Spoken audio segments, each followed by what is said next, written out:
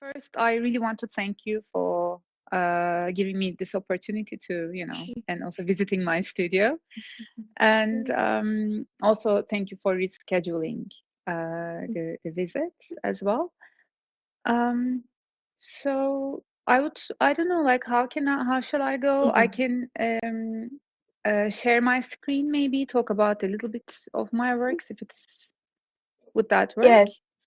So if you could just introduce yourself a little bit, I can also read your bio if you prefer, and then you're welcome to share your screen, works, Yeah. past works, current, upcoming, anything you would like, really.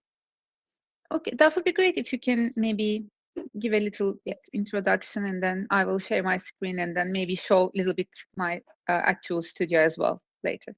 Yes. So let me start. So Burcu, can you correct me? Yeah. E practice encompasses drawing, video, collage, and painting. Her work explores the interrelations, shifts, and influences between species, natures, and fiction, working with various systems of knowledge and visual representations such as GIF animations, cookbooks, and encyclopedia. She creates work that reflect on information flow, perception of nature, and given cultural hierarchies. Yağcıoğlu, is that how I say your last name? Yeah. Studied BA in painting at Mimar Sinan Fine Arts University and MA in Visual Arts and Visual Communication Design and at Sabancı University. Sabancı. Yeah, Sabancı University. Sabancı. In 2008, she moved to London for an MFA in Fine Art at Goldsmiths College, which she completed in 2010. Help me, please. Yağcıoğlu? Yeah, Yağcıoğlu. Yağcıoğlu. Yes, yeah, perfect, actually. Thank you.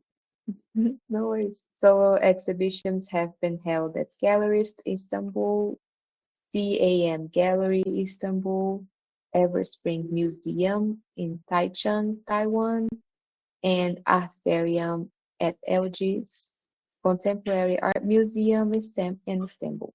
Her works have been shown at the 5th Mardan Biennial at Mardan, Odunpazarı Modern Museum, Istanbul Modern in Istanbul, Sabancı Museum, Akbank Sanat in Istanbul, Tate Britain, Nesrin Ezgitin Collection, Kunsthaus Essen, the Wood Mill in London, the Centre for Contemporary Arts Glasgow, Ford Gallery in London, First Sinopla at Sinop, and the 12th European Young Artists Biennale at Naples, and as a duo with Eugen Sermachi. Ülgen, yeah. She has participated at Baha, this 13th Sarja Biennial offshoot in Istanbul, and produced the exhibitions in Fog at Operation Room, at the American Hospital Gallery in Istanbul, and the studio exhibition Flooded in Istanbul. And in continuation of their collaboration, they have published an artist book called Firewalk, and that was published by Asina Project and funded by the European Union. Yeah. So yeah. I hope that was okay. Thank you so much. Yes. Yeah. Thank you. That was perfect. Thank you very much. So maybe I can start talking first. My recent solo show, which was just closed a month ago or so. It's very recent. So I will share my screen now. Yes. So entire screen, I think I want to. Oops, no. That always happens. Is it good now? Yes, I can see your desktop. Yes. Okay.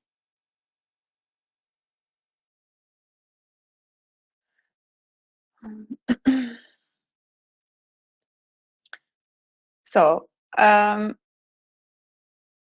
So my solo show is called Small Dark Light, and the title comes from Tao Te Ching, Ursula Le Guin's translation, actually. And the whole exhibition, in the entrance of the exhibition, this little poem has been like printed on the wall. And I took this part especially because, well, Tao Te Ching is like, there's this like very kind of essential concept to it, which is like doing, not doing. And I've been working on stopping and what is actually stopping. It's a very like elusive term. And I've been like trying to understand and trying to like find different like ways of stopping. And Tao Te Ching like kind of gave me this like entry point to this like idea. And this work that we see here is made out of silicone and porcelain and through tree roots as well. And it's actually a representation of a goddess called Hierarchia. She's the goddess of laziness and inertia, basically, from the Greek mythology. And she's not a very like famous goddess because apparently nobody like really worshipped her for I mean, she was actually, she's a very like important goddess, like she's the daughter of Gaia and Ether, but nobody like really gave much importance in the Greek time as well, like to stopping and to laziness and to inertia. So she wasn't very like strongly worshipped at the time. So it gave me a like lot of space to imagine her, like what can she be? And especially, I think I first started to like have this interest in stopping, especially because like progress and change and doing a lot is, or working a lot, being a hardworking person, and artists are usually very hardworking people as well. I try to like kind of get very tired of all these like concepts, and I think it's also driving the planet to its ruin as well, because we have been like doing too much, and even trying to correct, for example, the climate issues is also like a lot of like systems are not much interested in stopping, but maybe slowing down, but not actually stopping. And also, I think we are trying to kind of overcome the problems with doing more things.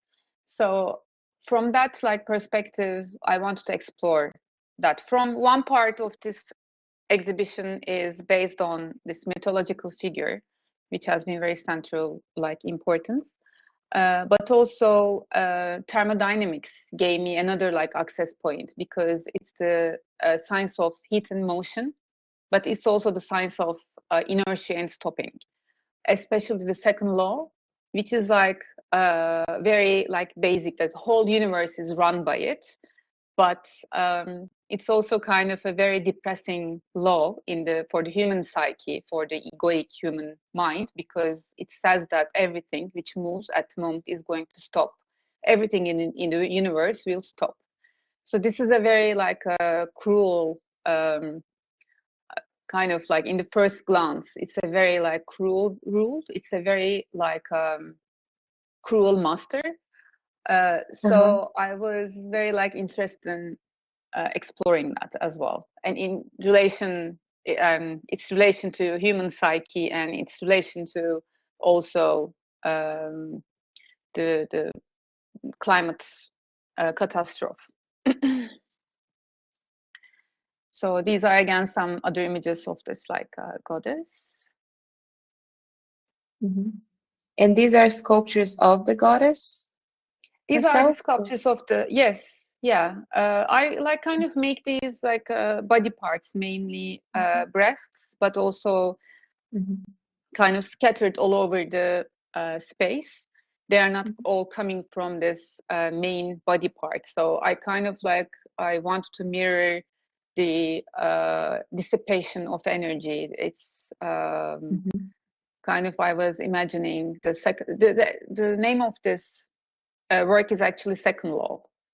So I think that's my attempt to bring this law, this mythological figure with this scientific law. And these are some details. These are what like materials do you use? Sorry to interrupt. Colette asked the question, and I'm also interested. If you yeah, can these are porcelains. That's hand made porcelains, and the other one is these parts, the silicones are silicone casts. Like I modeled them and then take casts and then make the molds first and then make the casts. And this is another work, another like installation from the same show. This is called Endlessness. So it's a very there's a very interesting history of some machines. They are called perpetual motion machines, and they have been around since the Middle Ages, and still now there are like a lot of people, a lot of inventors, and so-called maybe, I don't know, like even some scientists apparently are interested in it, and some Freudian people are also interested in these machines as well. They're supposed to make endless energy. So you give an initial energy to them, and they keep making their own energy, and they run infinitely. But I mean, hypothetically, but it's impossible, of course. These machines never work. They are always destined to stop, because the second law doesn't allow anything to work like forever. And if there is no like energy coming from outside, everything has to stop. So I find these like machines very interesting in the sense that they are made for, and some of them are like these inventors are really, good intentioned people. They really wanted to make this like in free energy, but most of them didn't know at the time, because second law was not like around until industrial revolution. But even now, like in 2025, there are some people still trying to make these machines, and they are there to, they are made because, I mean, they are kind of like promises for endlessness, to endless energy, but endless movement. But instead, they are realizing endless stillness. Most of them are like either destroyed, or some of them are in the museums, just like, like in a like a not working, just stopping there. What they are doing is not doing, like in the Tao Te Ching. So I like this kind of poetic reverse function of them. Like I find them a little bit like romantic in that sense. And these are collages, and these little parts which you can see the texts. Maybe I can just do this. These texts are actually the descriptions of these machines. I didn't want to separate them from their like little information, because they're very interesting actually. They all have like different stories behind them. And when I first started to make this work, usually the frame is quite important to me. When I start to make a work, the idea of the frame comes with it. I never think of it as a separate thing from the work itself. And this glasses are slumped glasses. I was thinking of like making these glasses as if they lose their function halfway. Like they are not actually, this perfect flat surfaces which are there to show what is behind them, but they are just like, distorting what we can see, the image, the work. And also they are very like distort. I wanted to, I think, like show that dysfunctionality of the of these machines, and I carried this functionality to the glasses as well. Oh, wow. This is a very old perpetual motion machine. So maybe you can understand how it works, like how it's supposed to work. It doesn't work, obviously, but actually, like, some of them are really clever designs. Some of them like go for years, for 20 years, for 40 years. Like, they are kind of like really well designed, but of course they are gonna stop at the end. But yeah, these wheels are a big thing. Wheel is a big thing in perpetual motion world. This one, for example, is, sorry, yeah? Sorry to interrupt. And the images, do you stack the collages of images of images of images of the machines, or what are we looking at in terms of the visual? So yes, this is a collage. This is from a book. This is a photo of the actual, or this is a drawing. I think this is not even a photo. This is a drawing of the actual design. This design is from 12th century. This one 12th, so it's a very old one. And the marble part of the work is it's watercolor. Okay.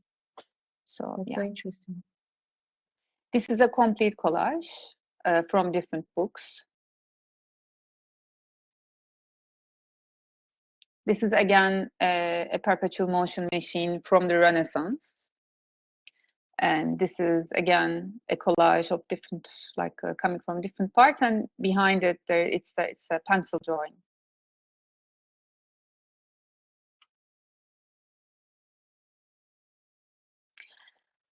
So this is another work. It's called Vortex. It's made out of found objects and porcelain replicates of those found objects. And so these like found objects that I found from a forest. And first, like, I was interested in them because all of them are like different things. One of them is, for example, a bone. The other one is a like latex object. The other one is a rope. One of them is a bread. The other one is a mushroom. But for example, bread looks like a mushroom more, and mushroom looks like a bread, and they're all kind of like start to look like each other, like in the way of like getting, you know, all dissipated into the nature.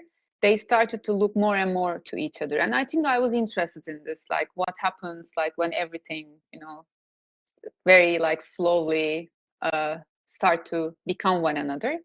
So at the time when I was like already working on this project, this I I was reading a book on thermodynamics. Lucretius, a Roman philosopher, came to my way, and he's a very interesting like philosopher. He says like nothing indeed is lost of perceptible things. One thing is made of another, and nature allows no new creation except at the price of a death. It was very interesting to me because I think it kind of like mirrors what I have been trying to do with this installation. So I wanted to use this quote. They are basically, yeah, like wanting changes, and in order to wanting to change, it has to have this kind of stopping to it, so that something new can be born from it. I was very kind of like slowly, very carefully making this, like they're all going slowly, one by one, smaller. And at the end, I make like the fifth replica is a hybrid of the one coming before that. So. Wow. And are the first objects, are they the found objects, or are they something you made as well? The first ones are found objects. I found them in a forest in Okay, so different you're times. usually using them. Yeah, That's yes. The ones in the center. Mhm. In the center, they are found objects, and the white ones are porcelain handmade replicas. Mhm. This is an installation shot, and this is so this was at the end of the exhibition. This is a fountain, a marble fountain, and so I mean, I think I don't have a very good footage at the moment, but this water coming from it, it's actually Mhm. a flowing water, but it looks as if it is. Let me see if open firewall. Yeah.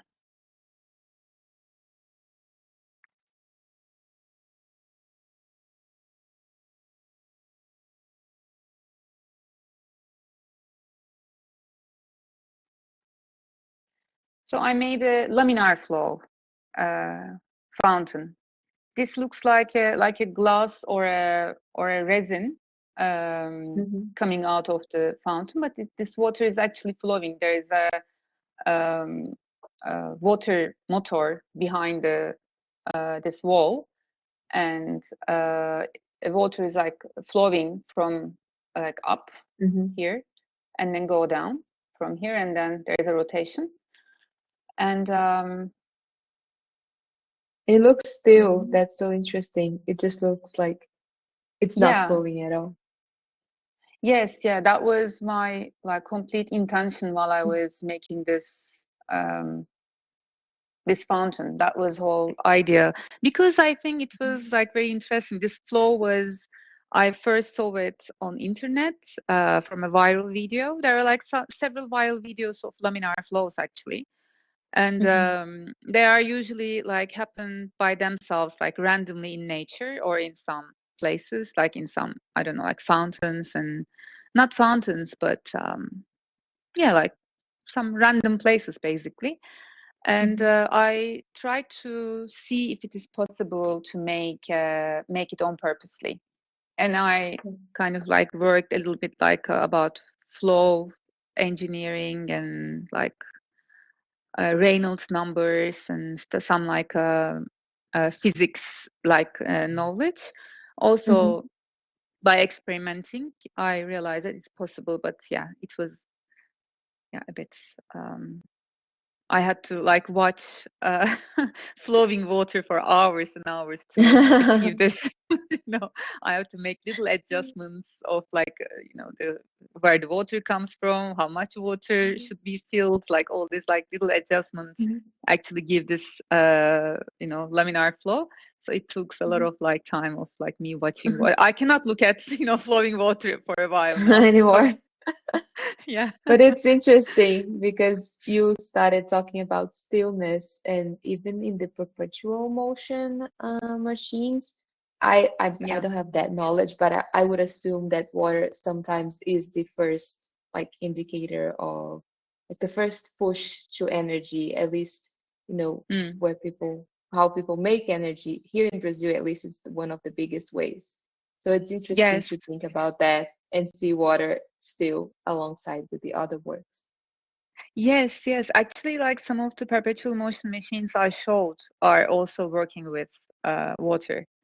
So yeah, water is always, I think, like give this like idea of like flow, and flow is energy, and flow is movement. And I think why I was so interested in laminar flow is it kind of encapsulates flow, like movement and stillness in like in itself, like both of them kind of exist in one place. So I think that was very like an elusive idea for me. And there are some drawings in the show as well, which are kind of referring to the Hierarchia, the goddess.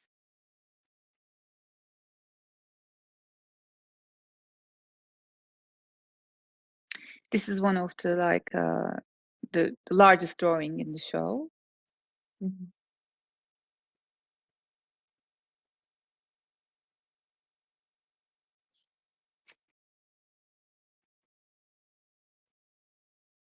And some shots from the exhibition.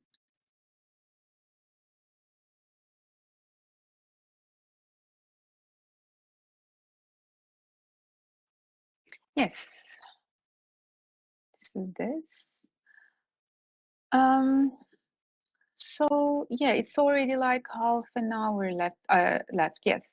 So I can maybe, I don't know, like what would you prefer? I can maybe go on and talk a little bit about my previous works Mhm. as well, Mhm.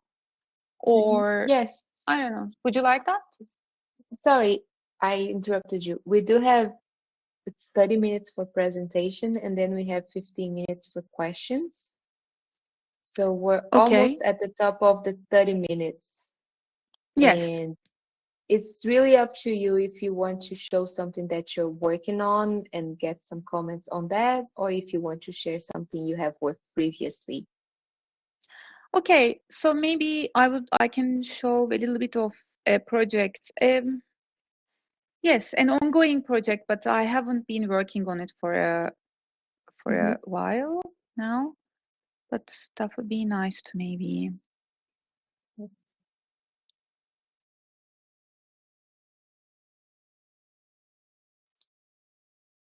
So again, this is a bit. This is also related to stopping and inertia, my like main working area for a couple of years now. And one the kind of branch of what I have been doing is about coldness. It's again very related to thermodynamics, and it's very interesting that like cold is actually something that stops everything basically, and in molecular level as well, like atoms actually like stop when it is like really cold. At 0 Kelvin, all movements like stops. And even it's very interesting that everything reproduce very fast if it is very hot. With the warming planets, all reproduction cycles are becoming shorter and quicker and like more and more. And also military activity is also getting more and more like active basically since the planet is getting hotter.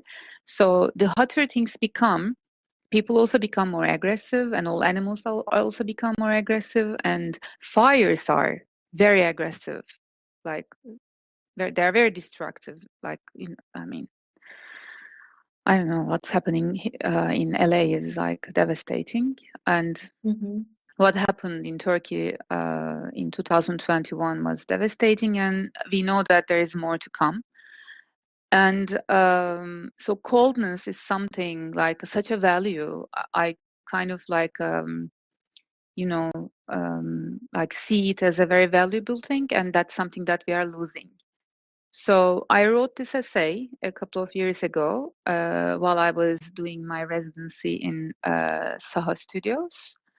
And at the time, I was also just by chance, I was like making this beans and in my like kitchen, and those beans I left them in the kitchen countertop for the night. Actually, my partner left them, and in the morning I put them in the fridge because I didn't have time to cook them.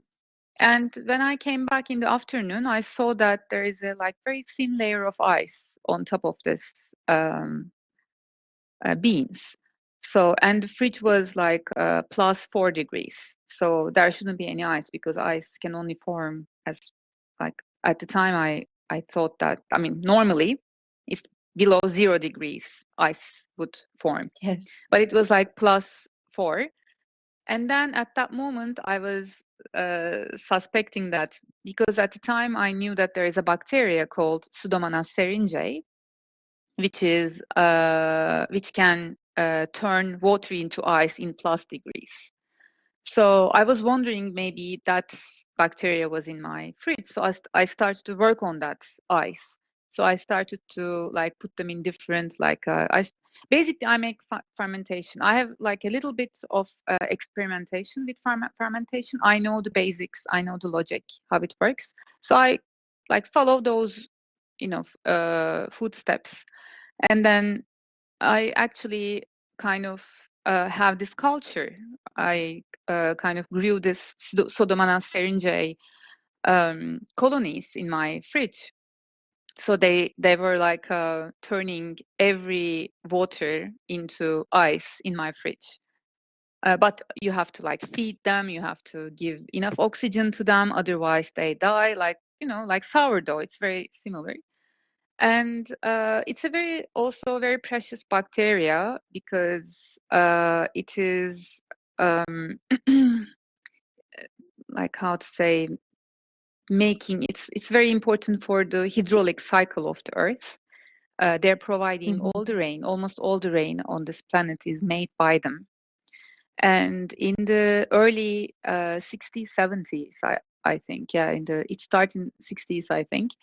Humankind started a very big like you know, we wanted to get rid of them because they're also like giving frost damage to the crop, and nobody knew at the time they were related with the hydraulic cycle. So a lot of like biotechnology companies were releasing all these, you know, chemicals or some other like mutated bacteria on the fields, and there was big demonstrations, and there's a like very interesting history of this bacteria, between this bacteria and uh, humans. So so you can find my text and here in mess.org. Also you can find it in World Weather Network. It's another like art kind of platform. So this is some ice that is made by Pseudomonas syringae that I grew in my fridge. I also have a very strong connection with snow because like my mother is from north of Turkey, from Bolu, where is very cold basically. It used to be, and there is like snow up to sometimes 2 meters there.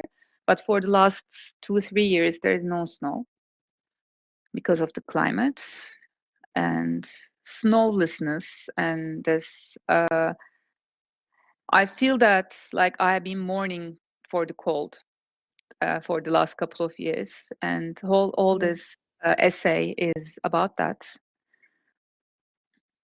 And I kind of like there's a lot of like personal accounts as well. My relationship with my dogs, it, you know, the snow, the dogs, and I gave some references to literature to Jack London, for example. And this is our house in Bolu under snow when there was snow.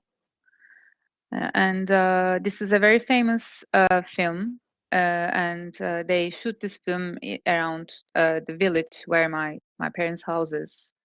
And this is also about snow, how snow stops military, basically. And two people who are basically in a hospital, in a mental hospital, they escaped from there, and they like in person, like they posed as a governmental, you know, like officials, and there was nobody coming from outer world to them because the ice has been covering like every other place. So they were kind of being the like heroes in this village and so on. Like it's a very funny story, but it's also like kind of showing how snow is like capable of stopping things, how snow is capable of stopping armies as well.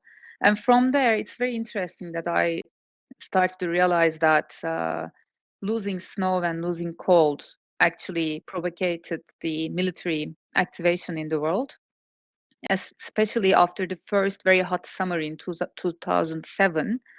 A lot of like military forces around the world are uh, like going to the Arctic and waiting to snow to melt to get more, the treasures of the Arctic, let's say, like, the gas, the oil, the animals, like Mm-hmm. everything.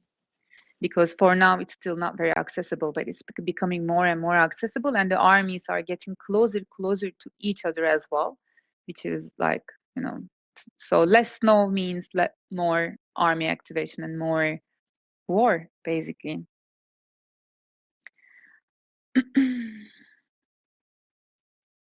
And this is a ski center.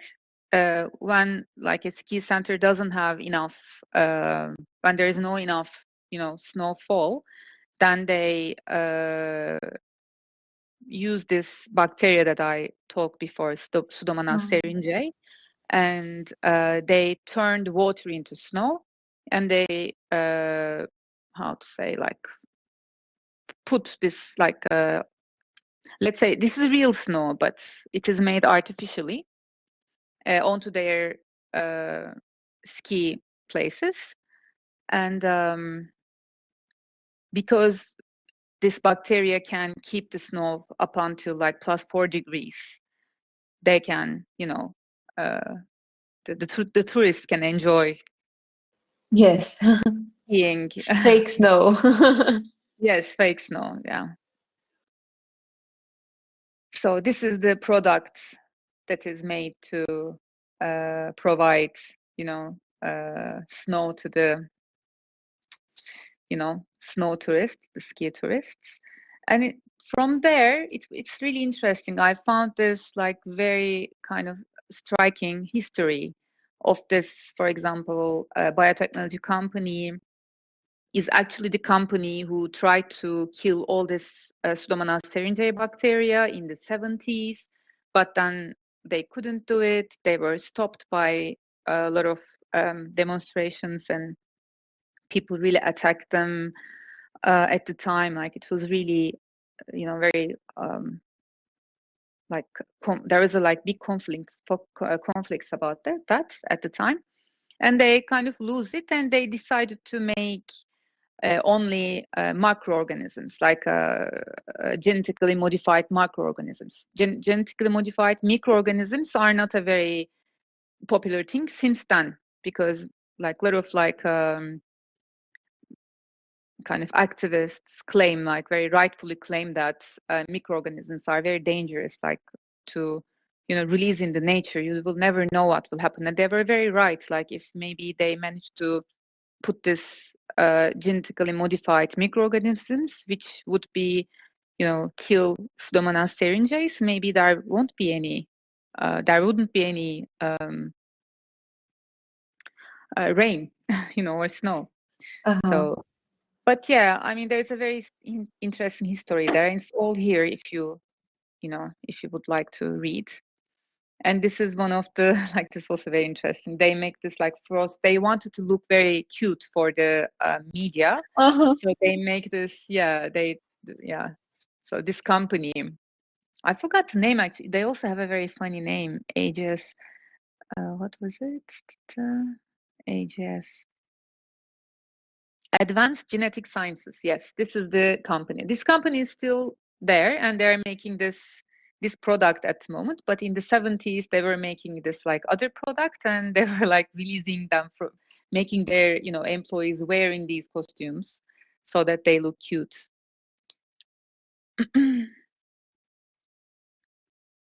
And then, yeah, I talk a little bit about my journey with this bacteria. Yeah, it's very also, I don't know, like, it's very interesting that the ice that they create, you see, they look like plants. Normally Yes. normal ice, they're like crystals. They are kind of normal ice in fridges doesn't freezers. Doesn't look like that. It's a you can see the bacteria activation here. I think this is amazing. It's very beautiful. Yes, it looks like nerves. I don't know if nerves is the word in English, but what we see in the plants as they grow. Yes, yeah, yeah, yeah, exactly. And yeah, this is another I would like to maybe show this as well.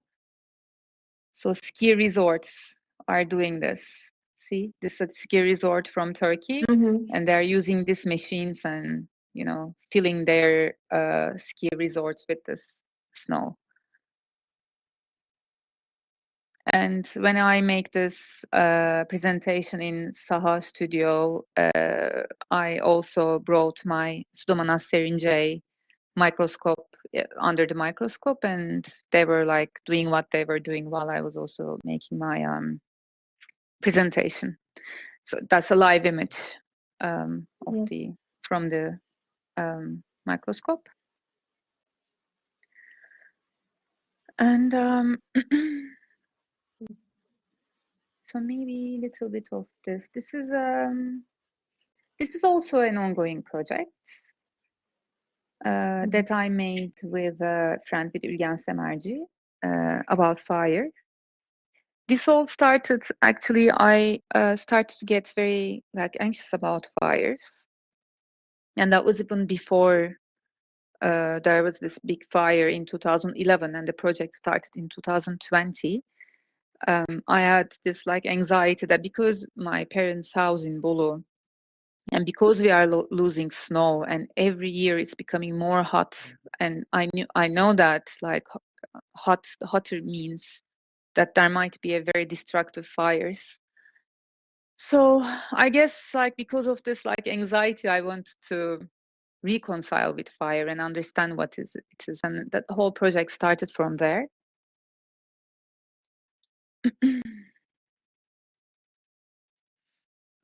I'm sorry to interrupt. We only have maybe 2 more minutes before we jump into questions. So just so you know, and you can tell me on your end. Okay, so just quickly, I will just go through it.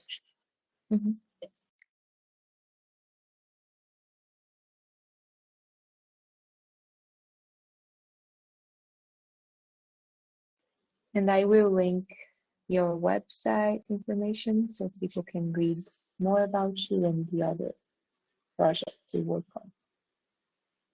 Yes. Yeah, I don't actually at the moment, my website is under construction. But so shall I stop sharing? Yes, I'm so sorry, but yes, I wish we had more time. No, it's okay. It's okay. No, I can But talk thank you. I don't know. There's no end to this, so thank you for But thank you. Thank you so much. I will read some of the questions we have here. So Chad asked about the color palette. He says that they seem very similar and intentional, especially in the first project you showed. And if you can tell us any more about how you choose your colors and how you go about it as a whole. Well, I think the whole color palette of that exhibition was based on the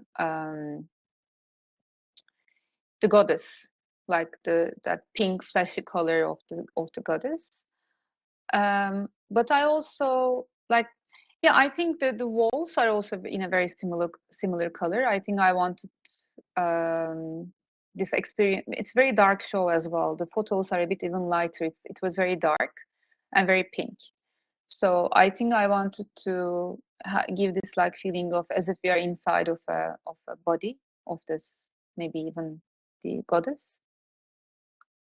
And the marble I also imitates, making this marble look, but marble look also has this this flashy look to it actually. And the fountain is also it's a stone, but it also has this flashiness to it. I think that was the main thing why this exhibition was so in this palette. This is one explanation to it. But also I love that color. That is something I think I needed to get that out of my system, to use it a lot. And because I always have this like tendency to use that color everywhere.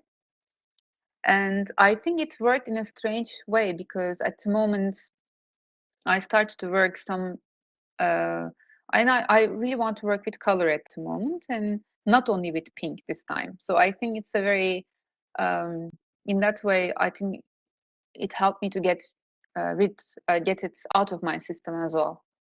So yeah. Yes, it feels very organic in a way now that you talked about it. And even we have those installations with parts of the woods, I believe, and things that are from the natural world. So it does, at least watching from the screen, it does come out that way. And we have one question from Lisa. So she said, your work is beautiful and so engaging. Is there a story about how you came to become so influenced by science, physics, engineering in your research? Well, I think I was first more interested in, I'm still more interested in biology. That's because, yeah, I'm very interested in like interrelations between species. That is my main like area.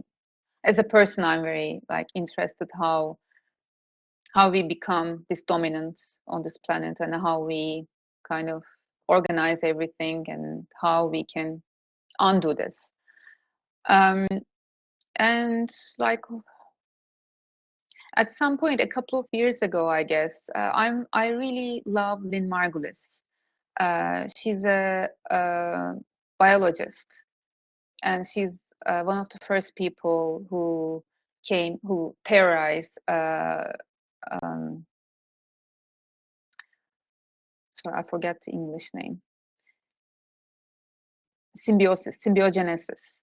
So I was very interested in that for a long time. And while I was reading her, she said at like somewhere in her like one of her essays, she says life can overcome thermodynamic death. So that was like one moment that I was thinking, what is thermodynamic death? And I started to be very interested in this like idea, how life can overcome thermodynamic death.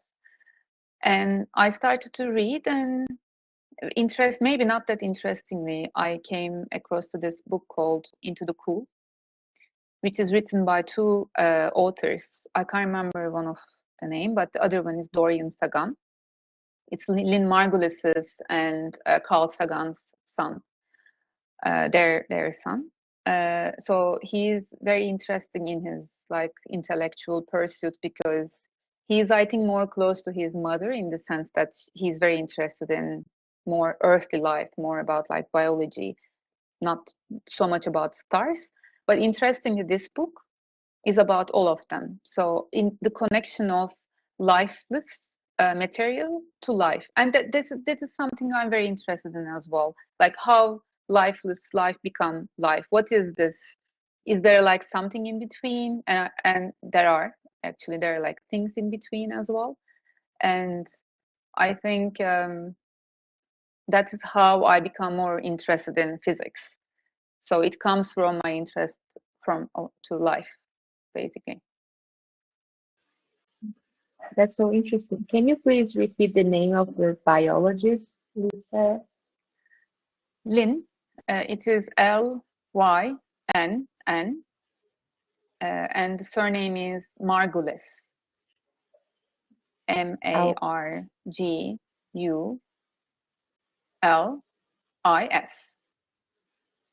Lynn Margulis, and her son is Dorian Sagan, like Carl Sagan, Dorian Sagan. Thank you. I just typed it in the chat. Everyone, if it's wrong, just put it in Google and it will correct for you. Yeah, it will come out definitely there. Yeah. And we have a question from Klaus, which you kind of already touched upon, but it's saying that the lighting is very dramatic, especially in the show. And what are your thoughts on daylight? Yeah, I wanted the show to be really dark, actually, as dark as possible. especially where the sculpture, the installation of the goddesses. I wanted to keep it as a kind of a dream scenery almost.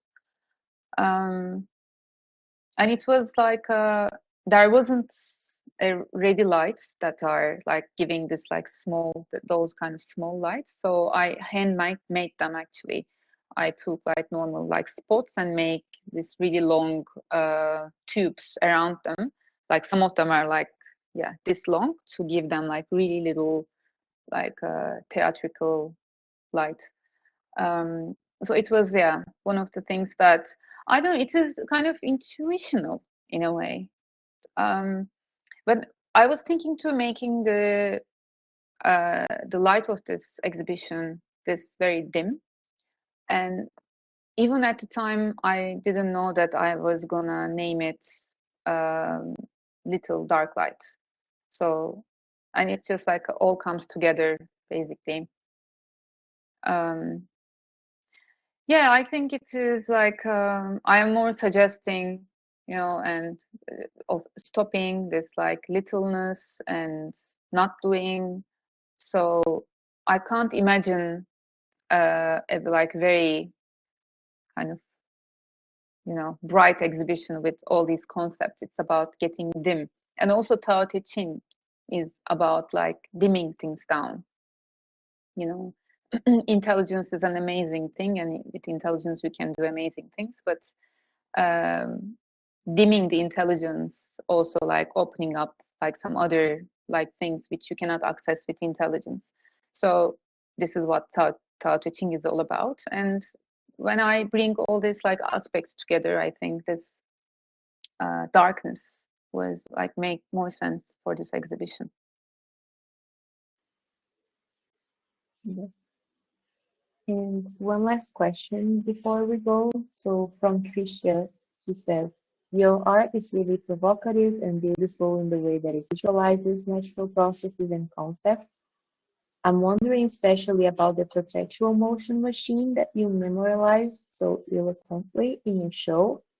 What if the missing element in that those machines lack is an infusion of spirituality that would mitigate and enliven the mechanistic aspect of those attempts at an internal movement? Some ideas that modern physics is exploring are really leaning into the mystical aspect of the reality that underlies everything. So, what are your ideas on that?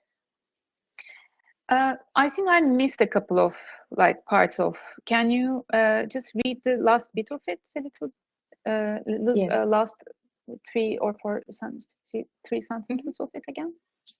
Yes. So on the perpetual motion machines, she's asking, what if the missing element in the machines is infusion of spirituality, as opposed, not opposed, this is my interpretation of science, that would mitigate and enliven the mechanistic aspects of those attempts at eternal movement. So what if we had a spiritual aspect to it? Yeah, interesting. Yeah, I think yeah, I really like that. This, I think there's a spiritual. I mean, because they are not working in the way that these people wanted them to work, um, they kind of um, not in the mode of doing, but they are in the mode of being at the moment. So this mode of being is something very spiritual in itself, I think. This is what I wanted to convey with this. They are not like failures. They are. I see them as I think very like a strong indication of like how something, from mode of doing to mode of being, like Mm-hmm. how that how, can we still value it, like what is the mode of being. This is something I think contemporary culture doesn't like really think. I wasn't like thinking about this at all. This is also a very new concept to me. I mean, I have been with Tao Te Ching, I have been exploring these ideas very recently as well. And I think spiritual aspect is very much missing in many like thinking systems, usually from these machines as well. But I think it's beautifully kind of came to these machines because they are not working and they're still there, but reminding us that everything's gonna stop and not like doing and constantly getting more and doing, even though you are doing very good things. Is it like, how about not doing anything? So this is a very, I think they become like very poetic reminders of that. Yes, honor doing what they were constructed to do in a way as well, just existing and sometimes Yeah. being exhibited and Yes. reinterpreted. Yeah, exactly. So thank you so much. It was a Thank lovely you. talk. I really enjoyed having you here with us, and I know our community did too. Thank you. And with Me too. anything, And thank you for the questions as well, and thank you for the nice words for my practice as well. I'm very grateful. Thank you. Thank you for being there and listening.